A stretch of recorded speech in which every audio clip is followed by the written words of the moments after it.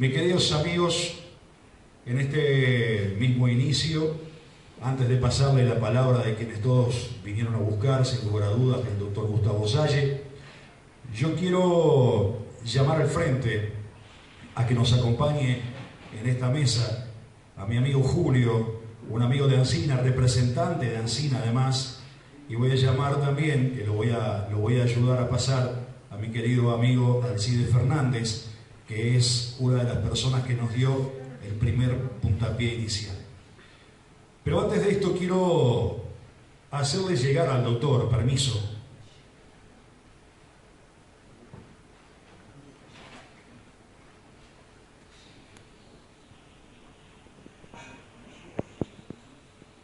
una atención de un amigo que en esta mañana acaba de unirse su esfuerzo a esta fila política y que es un artista reconocido por muchos, pero alguno tal vez no lo conozca. Él se hace llamar Monte, un humilde servidor. Allí está sentado, te pido que te pares por favor, porque es el creador de esta obra de arte al cual le vamos a hacer llegar al doctor Gustavo Salle.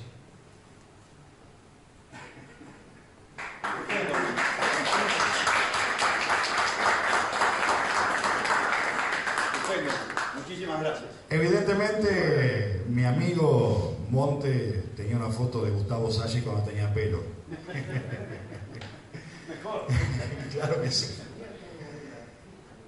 Señores, es lindo tener un poco de alegría en un país quebrado, tan quebrado. Es lindo que nos podamos reír todos juntos en un país que está al borde de las lágrimas. Pero lo más lindo de todo es que estemos aquí pocos, pero estamos quienes tenemos que estar para acompañar una fórmula, acompañar una apuesta, una propuesta, acompañar un sueño de revertir un montón de situaciones en nuestro país y, por qué no decirlo también, en nuestro querido y olvidado interior del país. Yo creo que mientras haya un sillón donde alguien pueda levantar su mano y levantar su voz en defensa de cada uno de los uruguayos, allí vamos a estar, por lo menos intentar llegar ahí. Yo creo que cada uno de los uruguayos merecemos algo mejor y este partido verde animalista está dispuesto a brindárselos, porque es un partido que nace y que sale a la cancha con corazón y con garra, como el Uruguay de 50. Dijo el doctor Gustavo Salle hace no muchos días en una entrevista radial: pero mi hermano, si no tenemos ni siquiera para pagar las listas. Y es real. Hoy estamos en el nacimiento de un partido donde ni siquiera tenemos para pagar las listas. Pero que seguramente en el devenir de los días van a haber listas, van a haber comités, vamos a hacer muchos más, porque nosotros mismos nos vamos a ocupar de trabajar en pos de que crezcamos en número, pero principalmente crezcamos en humanidad. Yo creo que el número no hace un partido, sino la humanidad hace al partido. Y de eso se trata este Partido Verde Animalista, que hoy hace su lanzamiento aquí en Tacuarembó, que hoy comenzamos a desandar este camino político que seguramente nos va a llevar a una banca allí en Montevideo. Quiera Dios que así sea. Mis queridos, yo creo que voy a acompañar a mi amigo Alcides, le voy a pedir a Julio que se acerque. Yo creo que todos venimos a escuchar la voz cantante de nuestro país hoy, al doctor Gustavo Salle, al que recibimos con un fuerte aplauso.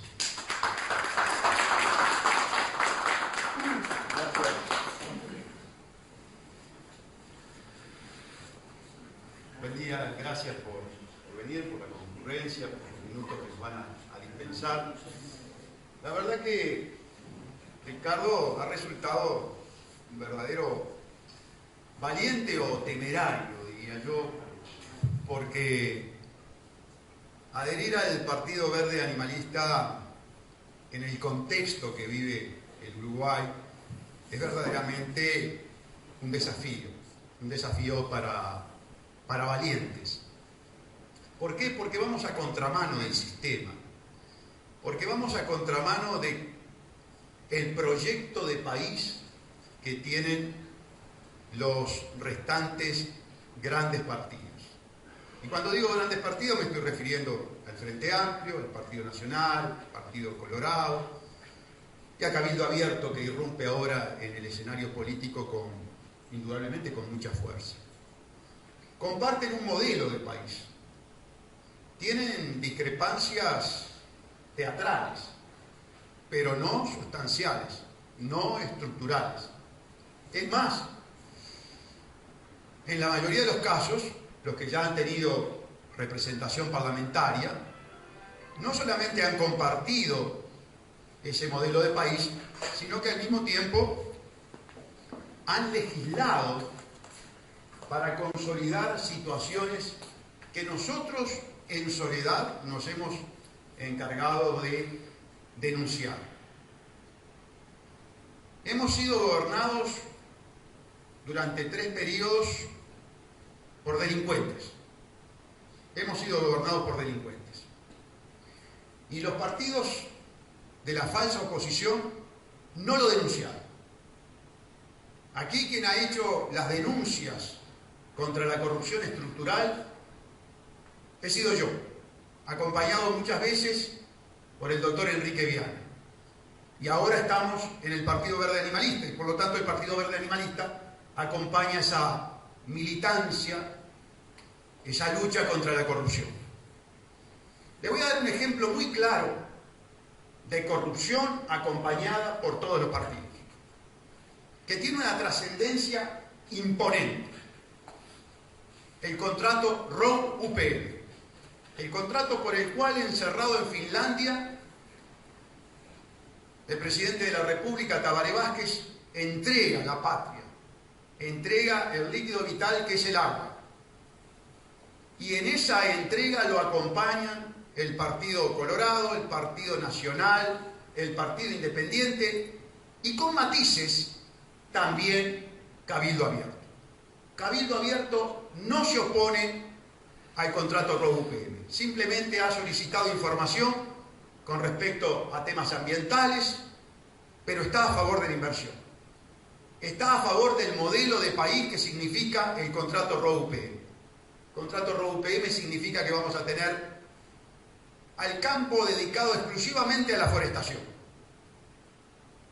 Y como el campo va a estar dedicado a la forestación para suministrar la materia prima de estas pasteras, va a haber una expulsión, un éxodo de la población rural hacia las periferias de las ciudades del interior y de Montevideo. Se le va a asistencializar, como está sucediendo hasta el momento, es decir, van a tener las tarjetas del MIDES, que son absolutamente insuficientes. Y cuando las tarjetas del MIDES son insuficientes, y lo digo con experiencia, por cuanto soy abogado penalista, los muchachos, sobreestimulados a consumir, buscan el refugio de la droga. Se convierten entonces en adictos y en distribuidores. Y eso es lo que está sucediendo. La droga está transversalizando, es decir, atravesando todos los estamentos sociales.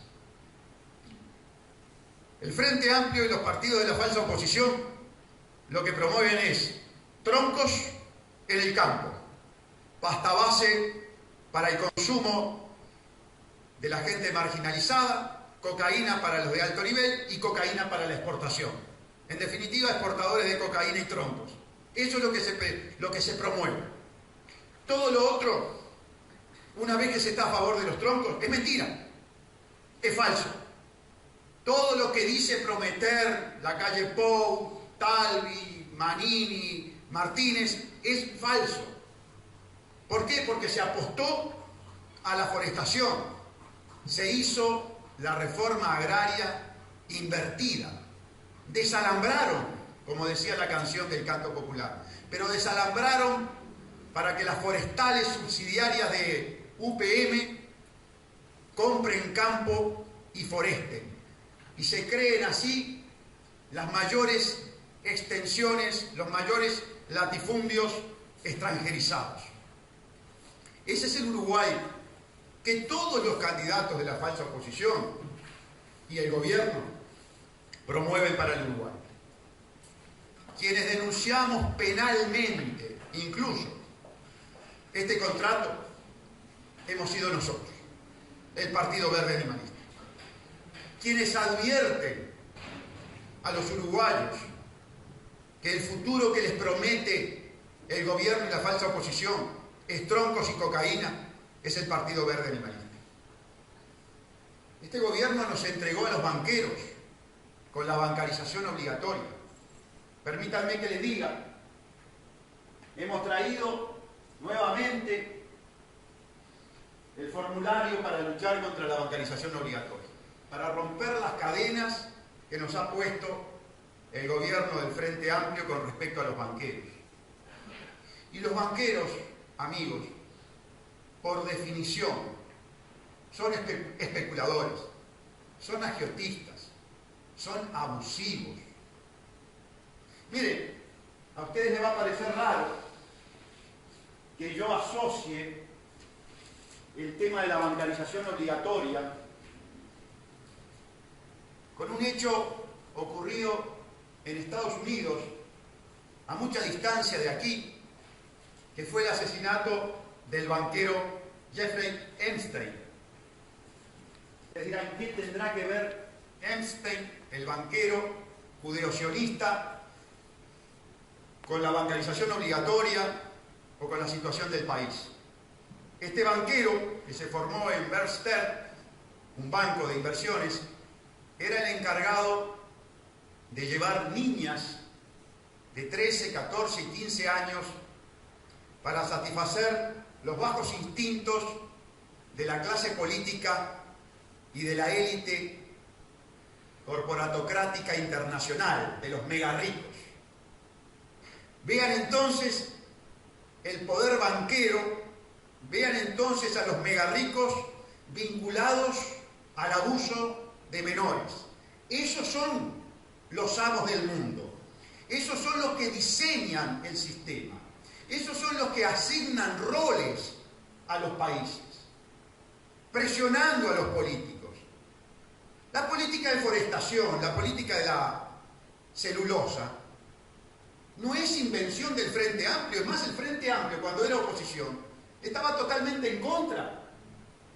La política de la forestación surge con la ley de Sanguinetti, del 28 de diciembre de 1987. Este proyecto de país es el proyecto de país del Partido Colorado, que lo profundizó el Partido Nacional, que lo continuó Valle, y lo que nunca podíamos pensar es que el Frente Amplio lo llevara a su máxima expresión, con un contrato que, les digo algo, si este contrato ROU-UPM lo hubiera firmado un partido tradicional, el PIT-CNT, que es el brazo extorsivo del Frente Amplio, por eso el Frente Amplio puede hacer este tipo de cosas, habría prendido fuego el país.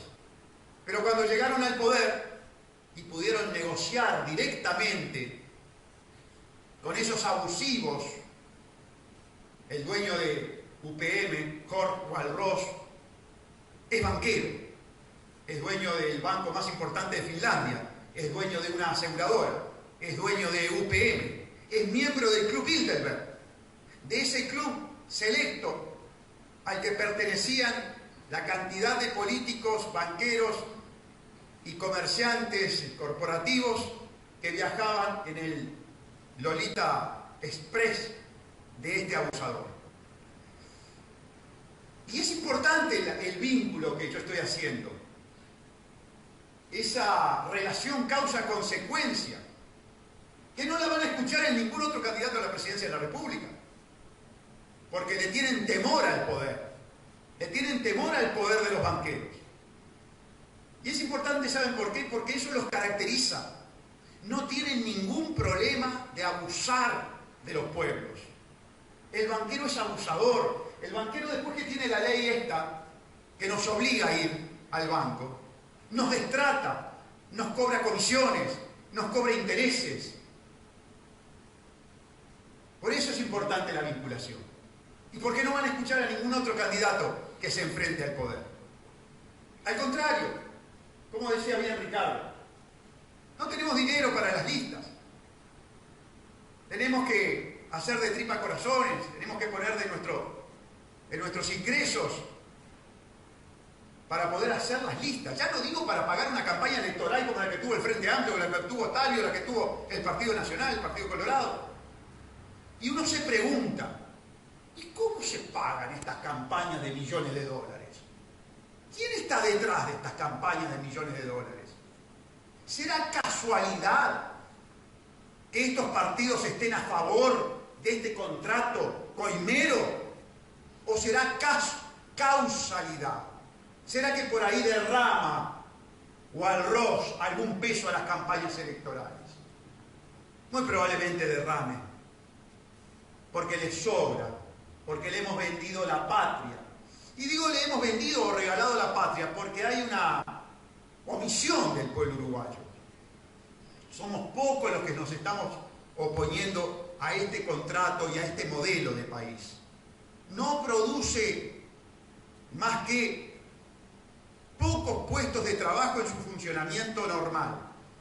Y para construir la planta, bueno, como cualquier construcción, circunstancialmente y por un tiempo va a dar mucho trabajo, pero ese mucho trabajo lo vamos a pagar durante 50 años con algo muy, pero muy preciado: el agua. Vinieron por el agua, son extractivistas, vinieron a apoderarse, a abusar de nuestra agua y de nuestro suelo. Y la falsa oposición se los ha entregado en bandeja. Y el PBA lucha contra eso. Lucha contra la corrupción, lucha contra el abuso de los bancos, lucha contra la expoliación del agua y de los recursos naturales. Luchamos por la modificación del sistema judicial. Se ha creado una maquinaria de impunidad. Es decir, los ladrones son los que tienen la potestad de investigarse o no. Nadie se investiga a sí mismo. Y eso es lo que ha sucedido. Y eso ha sucedido merced al amparo que han tenido los gobernantes a través de la falsa oposición, sancionando leyes que crean este mecanismo perverso. A todo eso se opone el Partido Verde Animalista. Todo eso es el poder, todo eso es el dinero. Por eso, amigos, nos ven luchando desde abajo, sin recursos, con poco poder de convocatoria. Mire, yo escuchaba los interrogatorios de los periodistas y en el fondo advertía cierto temperamento de defensa, de apología de los otros partidos. Y a mí eso me encanta, porque estimula mi adrenalina. Yo digo que me despeja para fundamentar mis conceptos. Es decir, me siento estimulado cuando tengo un periodista que busca muy disimuladamente defender al gobierno y defender a la falsa oposición. Y querer marcar perfilismos que son embusteros, que no pasan de ser eso: teatralización, perfilismo. Trabajar para la tribuna, pero después, tras bambalinas, votar por el modelo de país, sancionar las leyes que estructuran este modelo de país. Y bueno, entramos en política no para ser juntavotos. Entramos en política no para recibir el apoyo de los poderosos. Entramos en política para desenmascarar. Entramos en política tal vez para hacer docencia. No somos juntavotos.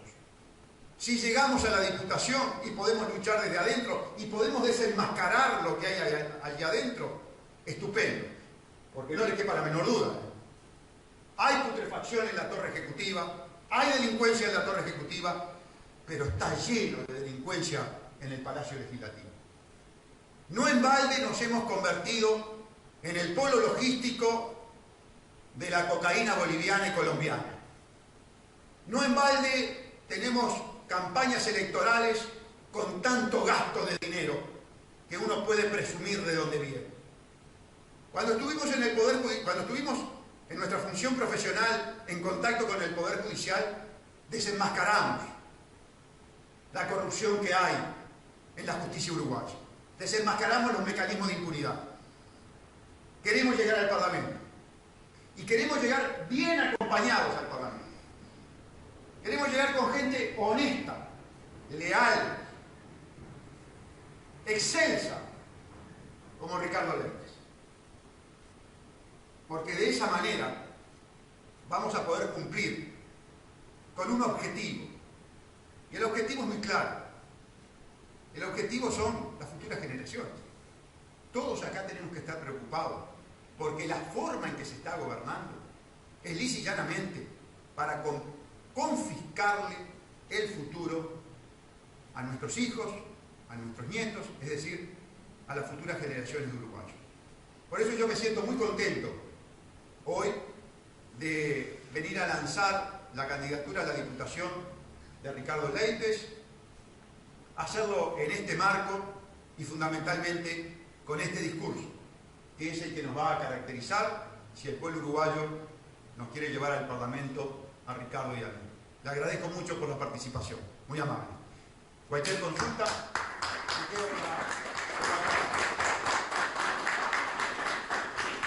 pueden hacer consultas, si alguno tiene alguna duda, algo para preguntar al doctor o a quien les habla, estamos unos minutos más por aquí.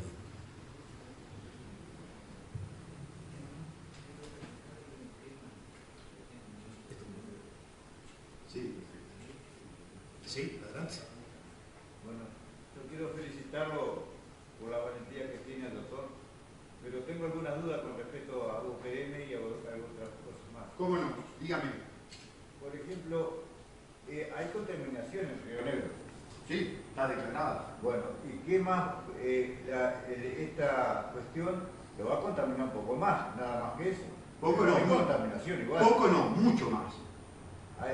¿Vale un 25, un 37 o un 12 o un 25 más o menos? Y esos son los números que maneja un organismo que está contratado.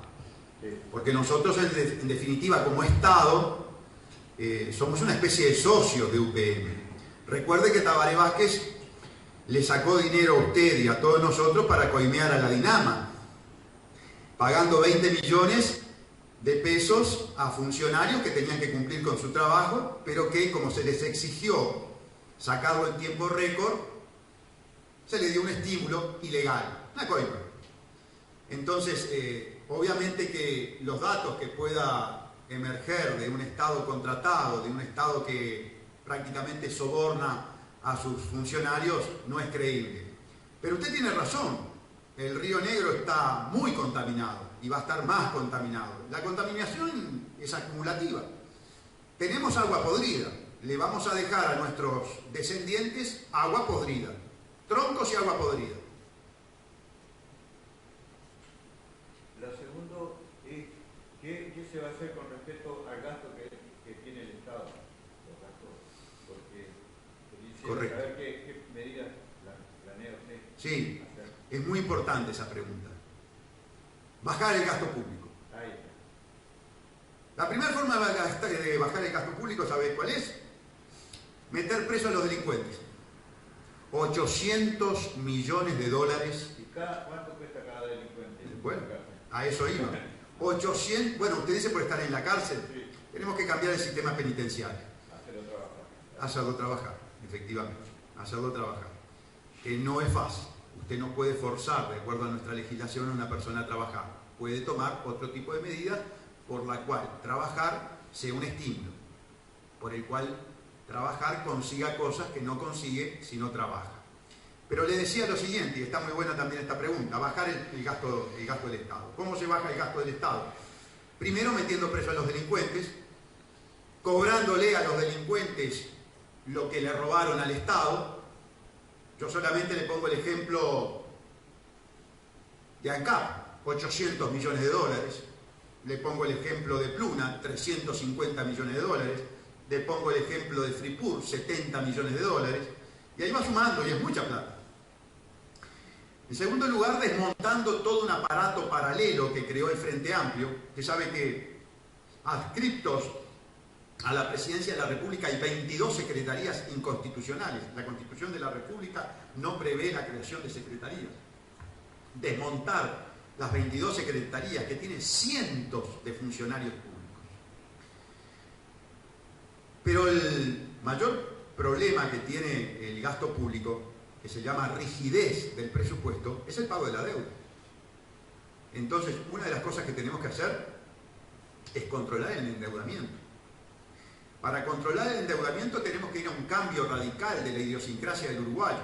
El uruguayo no se puede seguir endeudando, no puede seguir viviendo una fantasía de consumo, porque está viviendo esa fantasía de consumo a costa de transferirle a las futuras generaciones ese endeudamiento, el costo de ese endeudamiento. Estos viejos que nos gobiernan son unos viejos sinvergüenza. Han realizado una verdadera orgía de gastos. Y la factura se la van a pasar a los niños de hoy, cuando sean adolescentes o adultos. Ahí le va a llegar la factura. Entonces, por supuesto que tenemos que ir a un cambio de mentalidad. En su época de joven, sus padres ahorraban. Había cultura del ahorro, había cultura del sacrificio. Los padres se preocupaban de trabajar mucho para que el esfuerzo de ese trabajo redundara en beneficio de sus hijos. Hoy no hay esa cultura. Hoy es vivir el hoy. Mañana veremos.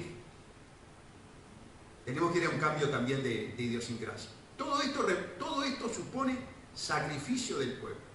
Político que no diga que va a haber que realizar enormes esfuerzos es mentiroso, es juntavotos. Pero ese llega, yo no. ¿Y qué se van a hacer con los árboles que hay plantados? Mire, las pasteras que están no hay más remedio que respetarlas, porque están en el marco de contratos de inversión que no se pueden modificar. Inclusive que ya se firmó, que lo tengo acá, que ya se firmó no se puede modificar. Es mentira que se puede modificar. Mintió Víctor Lacalle. Después reconoció que no se podía modificar, por las consecuencias que tiene jurídicamente la modificación, porque nos llevan a un tribunal arbitral que se llama CIALI. Los que están se utilizarán para satisfacer las demandas de las pasteras que ya están y no nos podemos sacar de arriba. Pero por supuesto, no permitir ni una sola más. Y cambiar, por supuesto, la matriz productiva, volver a un campo productivo, agrícola-ganadero, y agrícola que no intoxique, que no contamine, porque la contaminación del Río Negro no tiene pasteras ahora. Entonces viene de otro lado. Tenemos que ir a salvar el agua. Mire, sin iPhone, sin tablet, sin autos, vivimos con agua contaminada, enfermedad y muerte. El agua, fundamental. Cuando yo era niño, jugábamos un partidito al fútbol, íbamos a una canilla cualquiera de la OCE y tomábamos agua sin problema ninguno. Hoy están los oligopolios extranjeros vendiéndonos el agua embotellada porque del grifo no podemos tomar. Tenemos que revertir esa situación. Agua es vida. Nuestro partido propone como prioridad la descontaminación y el cuidado de todos los cauces de agua dulce del país. Todos. Incluso los metropolitanos. Incluso el Pantanoso, el Miguelete de Montevideo. Y los que tengan ustedes aquí en la vuelta, como el Tacuarembó Grande, el Tacuarembó Chico. Todos esos cauces hay que cuidarlos. El agua es vida. El agua es el recurso por el cual vienen los ricos a expoliarlo. Por algo se vienen de allá. Ya lo decía Vázquez en Minas de Corrales. Después se olvidó de todo. Allá cuando se encerró en el despacho con los dueños de UPM, se ve que le hizo cambiar de idea. Sigo. ¿Qué diferencia tiene la economía de Nueva Zelanda con la de Uruguay? Que es el mismo tipo de economía. ¿Por qué es un país del primer mundo, Nueva Zelanda, y nosotros estamos tan aquí? Sí, tenemos colonizaciones diferentes, tenemos diferente inserción internacional, es decir, ellos tienen apoyos que no tenemos nosotros, Y por ahí fundamentalmente hay que buscar la diferencia. No se trata diferencias de carácter raciales, pero sí en cuanto a los apoyos, los estímulos, los incentivos. Ellos tienen una política de incentivos que nosotros no podemos tener porque estamos súper endeudados y por lo tanto todo lo que nosotros hacemos en cuanto a superávit lo tenemos que dedicar al pago de la deuda, el pago de los intereses de la deuda. Entonces no podemos subsidiar. Yo quiero saber qué subsidios reciben los productores de Nueva Zelanda, porque eso no se dice. Mire, yo estuve en Holanda y me trasladé de Ámsterdam a La Haya en un tren bala súper moderno y veía todos los campos de flores, pero esos campos de flores están subsidiados por el Estado, están subsidiados por los negocios financieros de Holanda, por las petroleras de Holanda, por las políticas colonialistas de Holanda.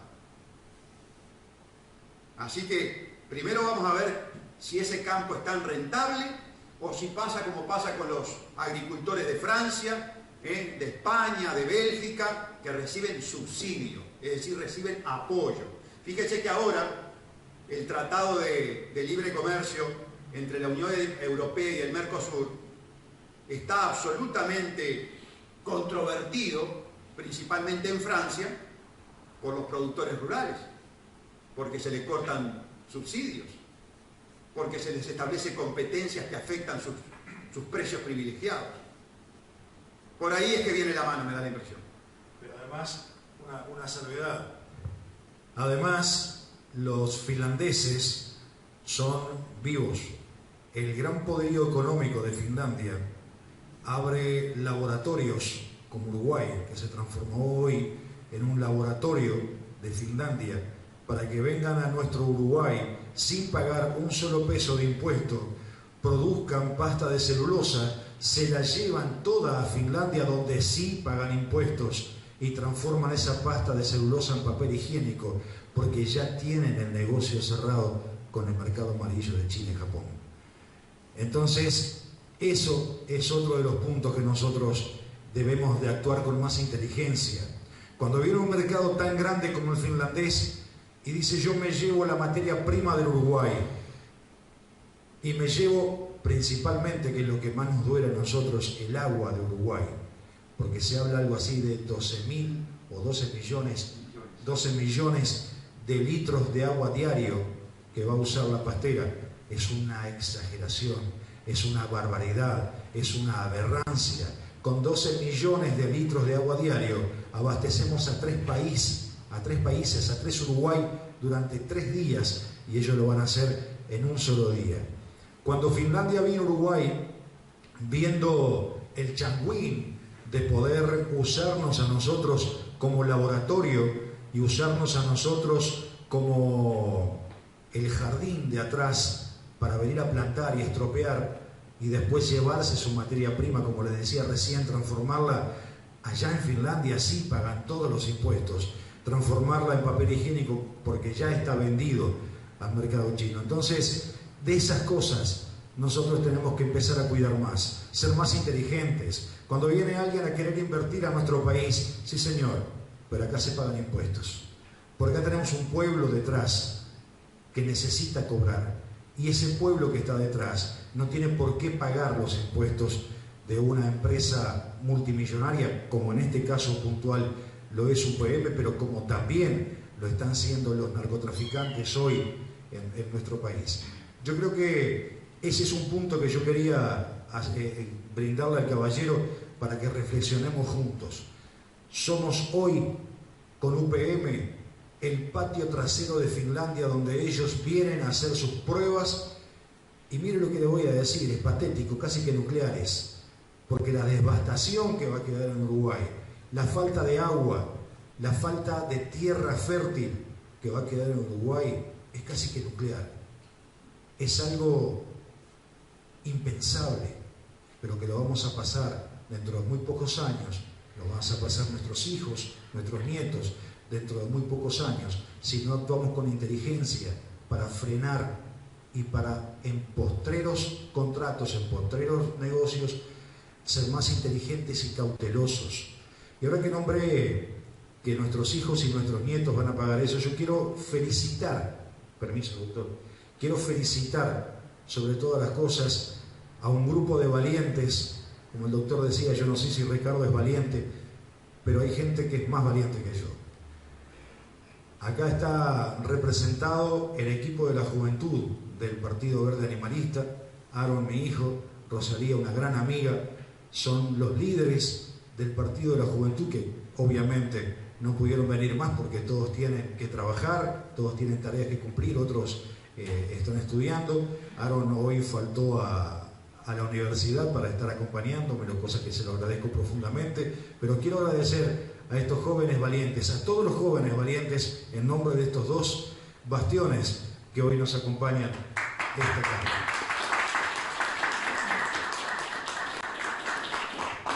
Y qué bueno que es ver jóvenes que adhieren a la causa del Partido Verde Animalista y que adhieren a esta especial consideración que resaltaba Ricardo con respecto al futuro del país, porque los otros partidos no lo tienen. ¿Alguna consulta más? No, quería consultar y aprovechar la oportunidad, en primer lugar agradecerle a Ricardo que nos invitó para estar acá. Sin duda alguna nosotros teníamos otras visiones, después que apareció este partido. Bueno, hace poco tiempo lo conocí por Facebook, somos amigos en Facebook, he mirado sus videos, comentarios, cómo se enfrenta todo este sistema político y caótico de Uruguay, y obviamente que uno empieza a escuchar y a desglosar, a analizar las cosas y como que tiende a pararse, a detenerse en el camino y decir, bueno, venía ubicado equivocado. ¿Quién es este hombre que aparece con todas estas realidades, con todas estas cosas? Y bueno, uno le llama la atención y analiza. Mi pregunta era respecto a, que no la tengo muy bien claro, ¿qué tan desierto, porque se comenta a nivel internacional, eso no pasa acá en Uruguay, porque obviamente la prensa uruguaya tampoco lo divulga, qué tan desierto hay en aquella reunión que se reunió Mujica con Rockefeller, él de verdad que le entregó a Uruguay para que Uruguay sea un laboratorio de lo que es la marihuana, la cocaína y toda la droga en sí. Y quedó como laboratorio Uruguay. Correcto, es así. Somos un laboratorio sociológico de la élite de poder en la que Rockefeller, entre otros, juegan un rol protagónico. Hay varias instituciones de carácter internacional que están al servicio de ese poder. Yo lo llamo, y siempre lo repito porque es la mejor definición y descripción de la realidad. Yo le llamo, con esa palabrita complicada, cleptocorporatocracia, que significa poder de las corporaciones ladronas, de los abusivos. Este hombre, este banquero judeo-sionista, Jeffrey Epstein, formaba parte precisamente de la Trilateral, ese organismo creado por Rockefeller para impulsar una agenda de gobierno mundial. Formaba parte también del Consejo de Relaciones Exteriores de los Estados Unidos, que es una organización privada que tiene el mismo objetivo, es decir, el objetivo globalista, un gobierno mundial de los banqueros. Aquí se trajo la marihuana como puerta de entrada a la adicción. Tuvimos un secretario de la Presidencia de la República, Alberto Brescia, que estimulaba el consumo de la marihuana, inclusive llegó a decir que él cuando fumaba marihuana se sentía más despejado para cumplir con sus funciones en la Casa de Gobierno. Tenemos una juventud que en unos porcentajes verdaderamente alarmantes se encuentran en situación de adicción, y nada menos que con la pasta base, con todos los efectos neurológicos letales y lesivos que tiene esa adicción. Luego nos trajeron la ideología de género para debilitar por completo la familia consagrada en la Constitución de la República, que es la familia heterosexual. No lo digo yo, lo dice la Constitución de la República. La familia, dice el artículo 40, es la base de nuestra sociedad. El Estado velará por su estabilidad moral y material para la mejor formación de los hijos dentro de la sociedad. Y fíjense que cuando el constituyente habla en el artículo 40 de la familia, inmediatamente incluye a los hijos. Por lo tanto, se está refiriendo a la familia que procrea, a la familia heterosexual. Por eso la ley de matrimonio gay, la ley de trans, son todas leyes inconstitucionales. Van contra los artículos 40, 41, 42 y 44 de la Constitución de la República.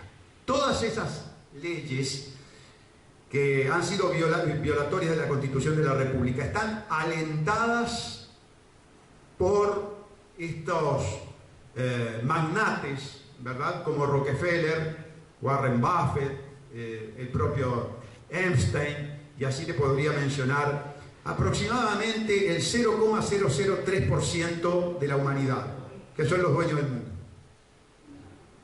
Sí, ¿cómo no? En un minuto porque me tengo que ir. Me voy a llevar. Sí. Y nos vemos el domingo en el Platense. En el Platense nos vemos el domingo. Muchas gracias. Sí. Ahora que hablaste del tema de la ley trans y la ley del aborto, en un minutito, si llegaras al Parlamento, ¿qué postura tenés ante ese voto? Todas las leyes inconstitucionales deben ser derogadas. Hay que respetar la Constitución. Una vez de respetar la Constitución, todas esas leyes deben ser objeto de consulta al pueblo uruguayo. Y esto es muy importante. Si queremos cambios de carácter éticos, axiológicos, morales, que vayan contra la Constitución de la República, tenemos que modificar la Constitución de la República. Vale decir, si la mayoría del pueblo uruguayo está a favor, por ejemplo, del matrimonio igualitario, el matrimonio homosexual, o si está a favor de una ley trans, muy bien, pero son inconstitucionales. Vayamos a la consulta, a la reforma constitucional, y luego esa ley será constitucional. Pensando en que está la ley, no pensando si harías para sacar la ley, tanto la ley trans como la del aborto, que son dos leyes que no. Bien, y lo único que puedo hacer es ir a la derogación. Yo soy un candidato a la presidencia de la República con remotas posibilidades de llegar a la presidencia de la República. En caso de ser parlamentario, efectivamente la propuesta, como te acabé de decir, es toda la legislación inconstitucional, que es impresionante la cantidad de leyes inconstitucionales. Vamos a pedir la declaración de inconstitucionalidad y vamos a promover, por lo tanto, su derogación a nivel parlamentario. Pero son muchas, Por ejemplo, Fiscalía General de la Nación, contrato, matrimonio igualitario, ley trans, ley de género, bancarización obligatoria, ley de riego, y así te puedo mencionar.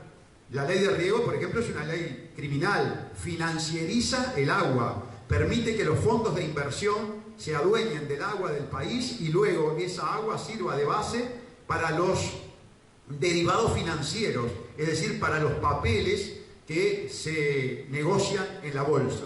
Todas las leyes inconstitucionales que tenemos, por lo pronto su listado, la ley de marihuana, es una ley que va contra el artículo 44 de la Constitución, todas esas promoveremos desde el Parlamento su derogación.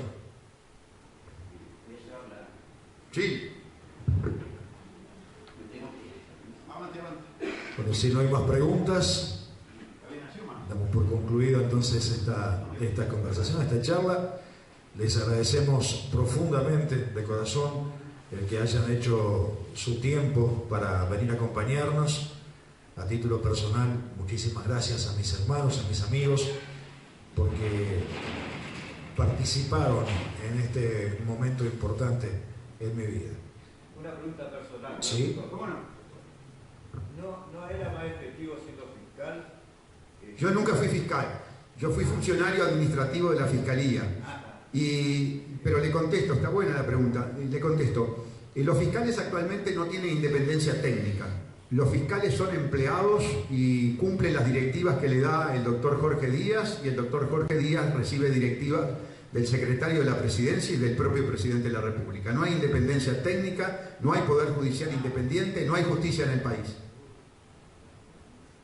Digamos que le hacen los mandados a Jorge Díaz, ¿no? Los fiscales tienen que cumplir órdenes, sí, le hacen los mandados. Sí, sí. No hay más, no tienen otro remedio. Muchos de ellos están en contra, lo reconocen, pero bueno, están en este país, tienen que vivir, saben que tienen un sueldo bueno, que la profesión no siempre lo pueden sacar, y bueno, claudican frente al condicionamiento del sistema. En otro caso, por ejemplo, acá vemos algunos policías, en la actividad en un retiro, han destruido el Ministerio del Interior. Jorge Díaz es responsable. Sí, correcto. Fiscalía General funciona simbióticamente, está como encastrada en el Ministerio del Interior. Y estoy de acuerdo con usted, han destruido el sistema judicial, la justicia en el Uruguay. Yo le diría que han destruido las bases mismas del sistema democrático. Bueno, está confesado que el Guardián no tenía control por parte de los jueces. Es decir, que sufrimos un espionaje durante el gobierno del Frente Amplio y la Corte de Justicia miró para el costado. Además, con el nuevo Código Penal, que ya no es tan nuevo, lo que se está haciendo es dándole el poder básicamente a una sola persona.